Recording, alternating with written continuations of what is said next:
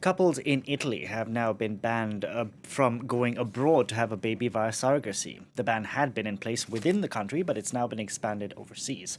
Violations of the new restrictions will be met with up to 2 years in jail and a fine of up to €1 million. Activists say the ban targets same-sex couples seeking to have a family. This despite Italy witnessing a sharp decline in its birth rate.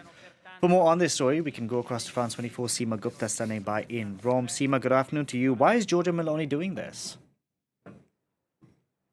Well, this is really part of her far-right government and herself pushing through on her social conservative agenda, the agenda on which she ran for election and won, becoming the Prime Minister of the country. Now, her representatives from her government say that they're not targeting LGBT families, but there are mostly people who are doing surrogacy are heterosexual. Now, while this is true, heterosexual couples doing this abroad can quite easily continue to do so and hide the fact that they've done it through surrogacy, whereas that fact is not so easily hidden for homosexual couples. Now, Ms. Meloni has spoken out very clearly against surrogacy by the LGBT in the past. She has referred to herself as being a Christian mother, saying that a child should be raised by a man and a woman.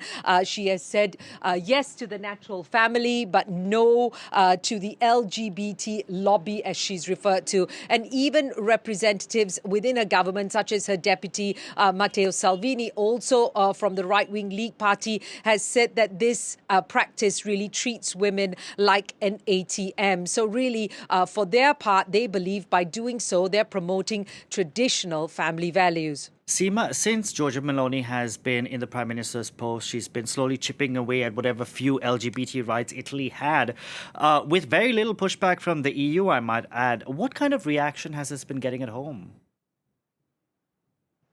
Well, there has been a strong reaction from activists and rights groups representing LGBT families and so on. In 2016, it was a centre-left government that legalized same-sex civil unions, but it stopped short of legalizing marriage or adoption by same-sex couples.